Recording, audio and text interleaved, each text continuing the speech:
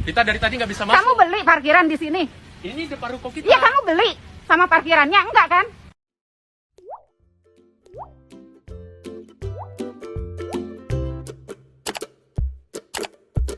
Sama, saya juga cari makan di dalam.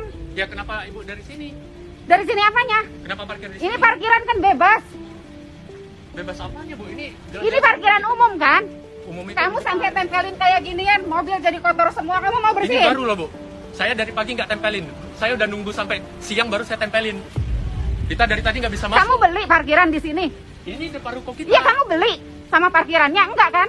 Media sosial diramaikan dengan video viral yang memperlihatkan emak-emak ribut dengan seorang pemuda gara-gara parkir mobil di depan ruko. Pemuda yang mengenakan kacamata tersebut merupakan pemilik ruko. Ia merasa kesal karena ada mobil orang lain yang terparkir di depan rukonya dalam waktu yang cukup lama.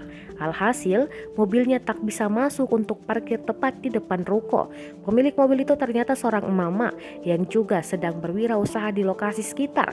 Pemilik ruko kemudian menempelkan kertas yang dilakban di bagian bodi mobil. Kertas itu bertuliskan agar sang pemilik memindahkan mobil. Melihat hal tersebut, emak-emak itu langsung ngegas si pemilik ruko. Pria pemilik ruko itu langsung menyampaikan kekesalannya kenapa parkir mobil di depan ruko miliknya. Dengan enteng, emak-emak itu menjawab bahwa parkiran tersebut adalah untuk umum, sehingga dirinya juga boleh parkir mobil di tempat tersebut. Si pria yang merasa tersudut lalu cepat-cepat memberikan jawaban kepada si emak-emak. Mendengar jawaban itu, si emak-emak semakin marah dan menyebut parkiran bukan punya si pria. Mendapat jawaban itu, si pria pun geleng-geleng kepala.